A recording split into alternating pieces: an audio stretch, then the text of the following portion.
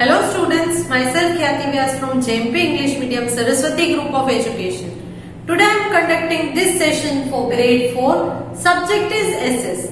We are discussing chapter number 1 from semester number 2. Chapter's name is Agriculture and Minerals, and this is my session number 4 for this chapter. So kids, what have we learnt in our previous session? पिछले sessions में हमने क्या सीखा था? Yes, we discussed regarding agriculture. In agriculture, we discussed regarding types of crops. So, types of crops we discussed food crop, cash crop. Food crops are those crops which are grown for direct consumption. Cash crops मतलब ऐसे crops which are grown for resale in the market, earn the money, और जिन crops को industries को बेचा जाता है ताकि उनमें से फिनिश प्रोडक्ट बना सके. Then depending on the harvesting of the crops can be divided into groups, that is rabi crops and kharif crops. Rabi crops which are grown in winter और sown in winter. Rabi crops मतलब जो winter में grow किया जाता है, summer में उनका harvesting cutting किया जाता है. Kharif crops are those which are grown in summer and harvested in winter. ये kharif crop है. Then food crops में rice, wheat, millets. Millets मतलब जो छोटे छोटे दाने होते हैं, जैसे कि बाजरा है, ज्वार है, ये छोटे दाने को millets कहा जाता है. Then rice, wheat, millets, pulses. These are all food crops. Cash crops जैसे कि शुगर केन, गन्ना, jute, cotton, oil seed, tea, coffee and spices, ये सारे के सारे कैश क्रॉप्स हैं. Then we also discuss regarding helping farmers. Government अपनी तरफ से पूरी मेहनत कर रही है कि फार्मर्स को हेल्प कर सके, करेक्ट, जिसमें अलग अलग प्रोग्राम्स है. फार्मर्स को अलग अलग लोन्स दी जाती है गवर्नमेंट की तरफ से, बैंक की तरफ से, ताकि वो एग्रीकल्चर से रिलेटेड अपने मॉडर्न इक्विपमेंट्स खरीद सके, ट्रैक्टर्स को खरीद सके. Clear? Then we discuss regarding mineral resources. Mineral resources we learn what are minerals. Minerals are those substances which we get from the deep beneath the earth surface. Earth के surface के अंदर से हम खोद के निकालते हैं, ऐसी चीजों को मिनरल्स कहा जाता है.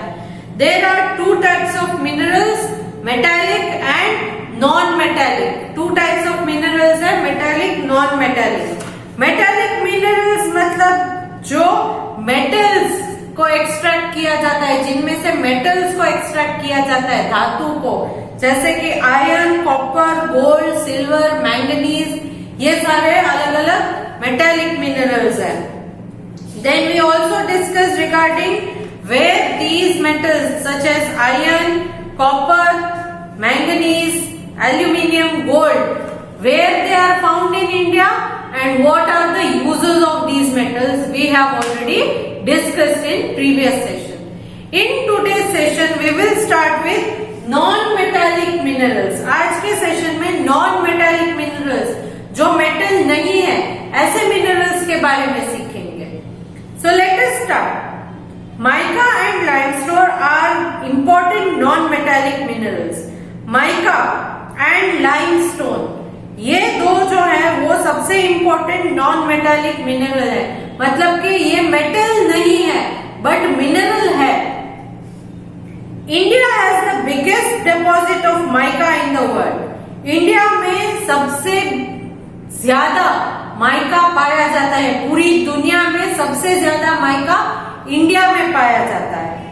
It is found in Jharkhand, Bihar, Kerala, Andhra Pradesh and Rajasthan. ये सबसे ज्यादा झारखंड, बिहार, केरला, आंध्र प्रदेश और राजस्थान में पाया जाता है. It is used in electrical goods. ये माइका जो है वो कहां पर यूज किया जाता है? ये नॉन मेटालिक मिनरल है और कहां पर यूज होता है? In making electrical goods. Electrical goods बनाने में, इलेक्ट्रिक की चीजें बनाने में काम आता है ये mica. Next, limestone. Limestone is used for making cement. सबसे ज्यादा लाइमस्टोन का यूज है सीमेंट बनाने में। सीमेंट तो आपको पता ही होगा कि कहाँ पर यूज करते हैं। कहीं पर अगर कंस्ट्रक्शन हो रहा है, मकान बना रहे, बिल्डिंग बना रहे, तो वहां सीमेंट देखा है ना। यस, ये सीमेंट लाइमस्टोन से बनाया जाता है। किससे बनाया जाता है? Limestone. Limestone is a non metallic mineral. Limestone deposits are found in many states including Rajasthan, Madhya Pradesh, Telangana, Andhra Pradesh, Gujarat, Meghalaya and Karnataka. इन सारी जगहों पर लाइमस्टोन्स को हम पा सकते हैं। कहाँ पर? Rajasthan, Madhya Pradesh, Telangana, Andhra Pradesh, then Gujarat, Meghalaya and Karnataka. ये था लाइमस्टोन। सबसे पहले माइका के बारे में हमने पढ़ा। It is used in electrical goods. Then limestone which is used for making cement. Next, coal, petroleum and natural gas are important non metallic minerals. Mica और लाइमस्टोन के अलावा कोल, पेट्रोलियम और नेचुरल गैस। कोल मतलब कोलसा, then petroleum. Petroleum का मतलब हम आगे देखते हैं क्या है, ओके। एंड नेचुरल गैस, जमीन के अंदर से भी एक अलग किस्म की गैस प्रोड्यूस होती है जिसे नेचुरल गैस कहते हैं। ये सारे के सारे नॉन मेटालिक मिनरल्स है। ये भी एक किस्म के मिनरल्स है। They are also known as fossil fuels as they are formed over millions of years from the buried remains of plants and animals. इन्हें फॉसिल फ्यूल्स भी कहा जाता है। किनको? पेट्रोलियम, नेचुरल गैस और कोल। ये तीन चीजें ऐसी है जिनको फॉसिल फ्यूल्स भी कहा जाता है। क्यों? क्योंकि फॉसिल फ्यूल्स ऐसी चीजें होती है जो बहुत सालों तक जमीन के अंदर दबकर पड़ी रहने की वजह से वो मिनरल्स में कन्वर्ट हो जाती है। तो जमीन के अंदर कौन सी चीजें दबकर पड़ी रहती है? एनिमल्स के कुछ रिमेन्स, प्लांट्स के कुछ रिमेन, ये सारी की सारी। डेड एनिमल है, अगर वो कहीं पर पड़ा है तो धीरे धीरे धीरे वो जमीन के अंदर दबता चला जाएगा। उसके ऊपर मिट्टी आ गई, उस मिट्टी के ऊपर और कुछ गिर गया, तो ये क्या होगा? एनिमल का रिमेन जमीन के अंदर जाता जाएगा और मिलियंस ऑफ ईयर्स लगते हैं फॉसिल फ्यूल्स को बनने में। तो ये सारे के सारे फॉसिल फ्यूल्स जो है वो buried remains of plants and animals से बनते हैं। कौन कौन से हैं? Coal, petroleum and natural gas. Fossil fuels are used to produce energy. Fossil fuel, fuel इसलिए कहा जाता है क्योंकि इनको बर्न करके इनमें से एनर्जी प्रोड्यूस की जाती है, जिस एनर्जी को हम अलग अलग पर्पस के लिए यूज करते हैं। करेक्ट? पेट्रोलियम है, उसमें से अगर पेट्रोल, डीजल, केरोसिन ये सब अगर आप लो तो आप व्हीकल में पेट्रोल, डीजल, केरोसिन ये सब व्हीकल में डालते हो और उससे एनर्जी प्रोड्यूस होती है जिसकी वजह से आपका व्हीकल रन करता है, मूव करता है। Correct? So these are the fossil fuels are those minerals which are used for producing energy. Energy produce की जाती है। Now coal, petroleum and natural gas, ये तीन में से सबसे पहला टॉपिक हम लेते हैं कोल।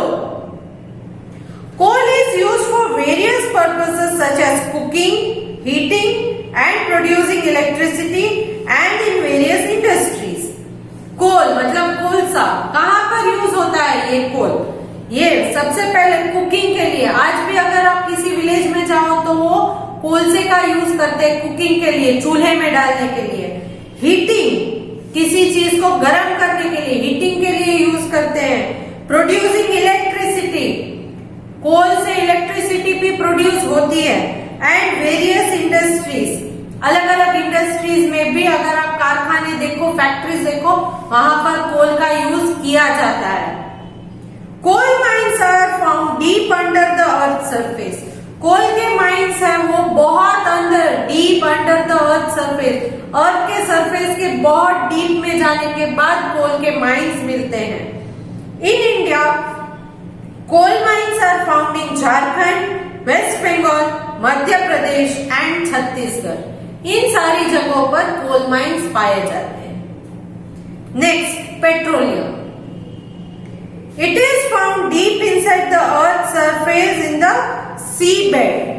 अर्थ के सी बेड में पाया जाता है। अर्थ में जो सी होता है, सी के अंदर का जो हिस्सा है, सी के नीचे जितना जाओगे तो उसका नीचे का जो अर्थ आ जाता है बाद में, उसको डीप खोदने के बाद जो है वो पेट्रोलियम पाया जाता है। So petroleum is found deep inside the earth and under the sea bed.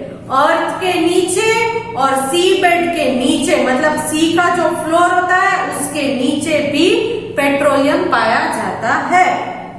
Deep wells are dug to reach petroleum reserve. Deep well मतलब बहुत अंदर तक खोदकर कुएं बनाए जाते हैं, करेक्ट। बहुत अंदर तक खोद के पेट्रोलियम के वेल्स बनाए जाते हैं, कुएं बनाए जाते हैं। वेल्स तो आपने देखे ही होंगे, तो उन्हें खोदने के बाद उसमें से पेट्रोलियम निकलता है। These are known as oil wells. In wells को ऑयल वेल्स कहते हैं क्योंकि इसमें से पेट्रोलियम जो है, तेल है होता है एक किस्म का, वो ऑयल निकलता है, लिक्विड फॉर्म में होता है।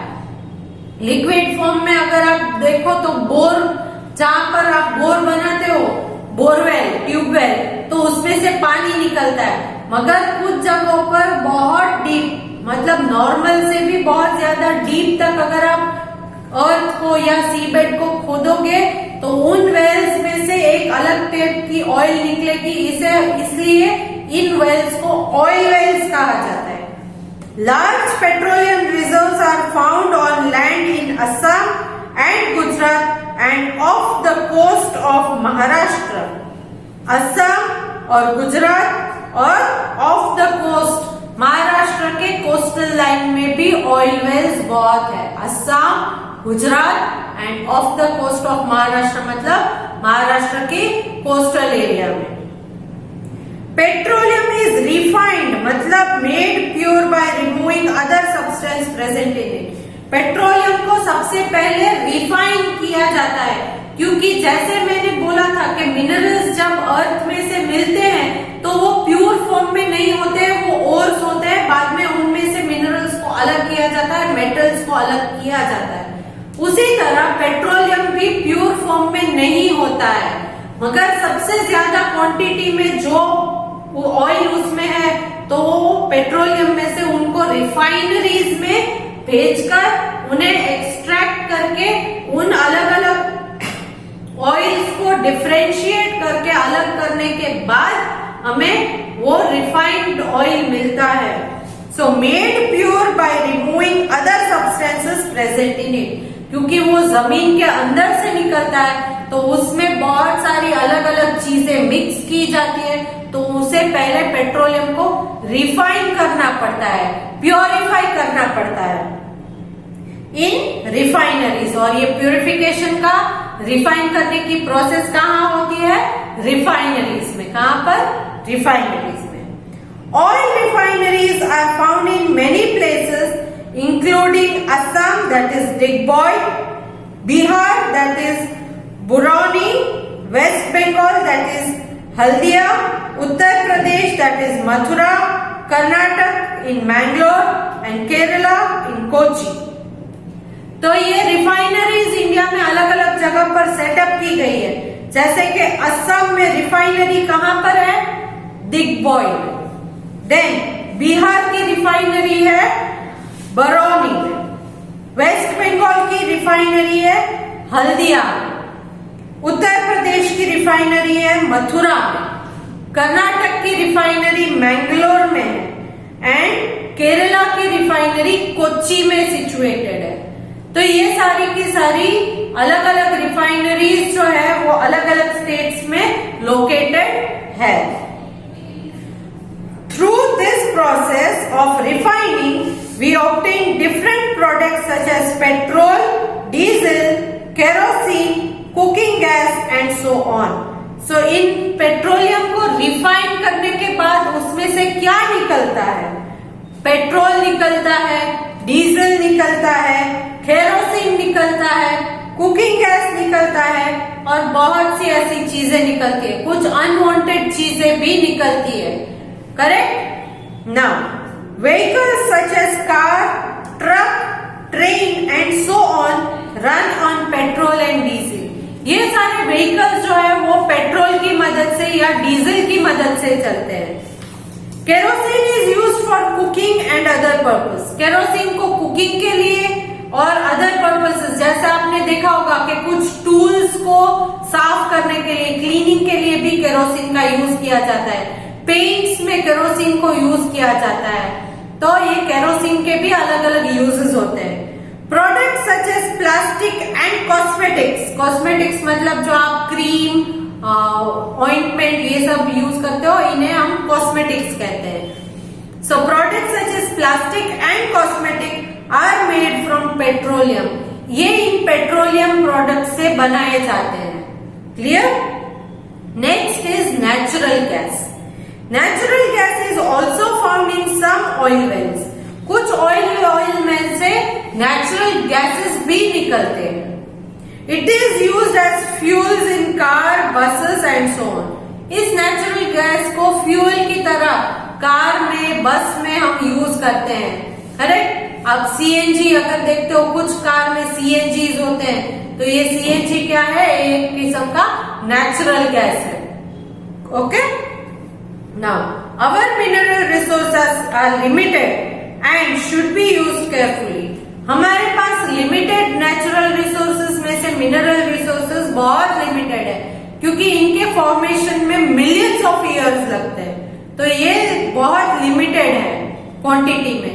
एक बार खत्म हो जाए तो बाद में नए बनने में बहुत साल लग जाते हैं। तो we have them limited, so we should also use them very carefully. इनका यूज बहुत केयरफुली करना चाहिए। फॉर एग्जाम्पल, पेट्रोल को बचाना है तो अननेसेसरी व्हीकल्स का यूज मत कीजिए। नजदीक में कहीं जाना है तो व्हीकल्स निकाल के पेट्रोलियम को यूज मत कीजिए, पेट्रोल को यूज मत कीजिए। आप अपनी बाइसिकल में जा सकते हो, जो साइकिल है उसमें, या तो फिर आप पैदल चल के जा सकते हो, क्योंकि walking is good for your health as well. तो पेट्रोल को बचाइए, डीजल को बचाइए, अननेसेसरी केरोसिन को मत यूज कीजिए, कोल को मत यूज कीजिए। जहां पर हो सके उसे हमें केयरफुली यूज करना है और बचाना है। Once use these can not be replace. एक बार यूज कर लिया तो इनको रिप्लेस करना इज नॉट पॉसिबल, रिप्लेस नहीं हो सकता है। We must also try to use alternative sources of energy such as sun, wind and water. और इन सोर्सेस को यूज करके आप कुछ कर रहे हो तो इनके बजाय कुछ ऑल्टरनेटिव, इसके अलावा मैं और क्या यूज कर सकता हूँ, उन ऑल्टरनेटिव्स को यूज कीजिए। करेक्ट? फॉर एग्जाम्पल, आपको प्यास लगी है तो पानी पियो, पानी नहीं है तो आप उसका ऑल्टरनेटिव ढूंढ लो। फॉर एग्जाम्पल, कहीं जूस अवेलेबल है तो वो पी लीजिए, चाय मिलती है तो वो पी लीजिए, वो भी एक लिक्विड है। करेक्ट? बटर मिल्क मिलती है तो वो एक ऑल्टरनेटिव है। तो इस तरह से आप जहां ऑल्टरनेटिव यूज कर सकते हो, जैसे कि एनर्जी प्रोड्यूस करने के लिए हमने सन का एनर्जी अभी यूज करना स्टार्ट किया है, solar energy, solar heater, solar cookers. Correct? बहुत सारे लोगों ने देखे होंगे सोलर इलेक्ट्रिक पैनल्स भी टेरेस पे लगाते हैं ताकि इलेक्ट्रिसिटी जनरेट हो सके अपने आप। तो ये सारी चीजों के लिए ऑल्टरनेटिव्स है, जैसे सन, विंड मिल्स को यूज करके इलेक्ट्रिसिटी जनरेट कर रहे हैं, तो विंड का भी हम यूज ले रहे हैं। देन वाटर, हाइड्रो इलेक्ट्रिसिटी में वाटर का यूज लेते हैं। तो ये सारी की सारी चीजें जो है वो लिमिटेड नहीं है, they are renewable sources of energy. तो इन सारी चीजों को यूज करके एनर्जी प्रोड्यूस करनी चाहिए। करेक्ट? क्योंकि they are not limited, but these minerals they are very much limited. ये सारे मिनरल्स तो बहुत लिमिटेड होते हैं, तो इनका यूज बहुत कम करना चाहिए। So here I come to the end of discussion of this chapter. इस चैप्टर को मैंने एक्सप्लेन कर दिया है, यहाँ पर हम इस चैप्टर को खत्म करेंगे। इस चैप्टर में हमने एग्रीकल्चर के बारे में पढ़ा, food crop, cash crop, kharif crop, rabi crop. Then helping farmers में हमने गवर्नमेंट किस तरह से फार्मर्स की हेल्प करते हैं इसके बारे में पढ़ा। मिनरल रिसोर्सेस में हमने metallic minerals, and non metallic minerals, इन दो डिविजन्स को पढ़ा। Clear? Next session I will start discussing the exercise given in your text book. आपकी टेक्स्ट बुक में जो एक्सरसाइज है उनके आंसर्स हम नेक्स्ट सेशन में डिस्कस करेंगे। But before I start discussing the exercise I want you to read the chapter once. मैं ये आपके एक रिक्वेस्ट करूंगी, आप एक बार चैप्टर रीड कीजिएगा ताकि जब हम एक्सरसाइज डिस्कस करें तो आपको आंसर्स पहले से ही पता होंगे। Clear? Along with this video, I am sending a PDF that is worksheet fill in the blanks based. इनके आंसर्स आपको हेल्प बॉक्स में से मिल जाएंगे। ओके, इन ब्लैंक्स का आंसर हेल्प बॉक्स में से मिल जाएंगे। आपको सिर्फ करेक्ट आंसर कौन सा है वो सिलेक्ट करके उस ब्लैंक में लिखना है। तो आप इस टास्क को या तो आपकी टेक्स्ट बुक में से रीड करके कंप्लीट कर सकते हो या तो वीडियो एक बार फिर से देखकर कंप्लीट कर सकते हो। I hope you are very much clear regarding this chapter. इस चैप्टर के बारे में अब आपको कोई भी डाउट्स नहीं होंगे। Clear? So next session exercise discuss करेंगे। तब तक आप अपनी वर्कशीट्स कंप्लीट कर दीजिएगा, चैप्टर एक बार पढ़िएगा और अगर कोई भी डाउट है तो you can contact me. So hope to see you good in next session. Bye.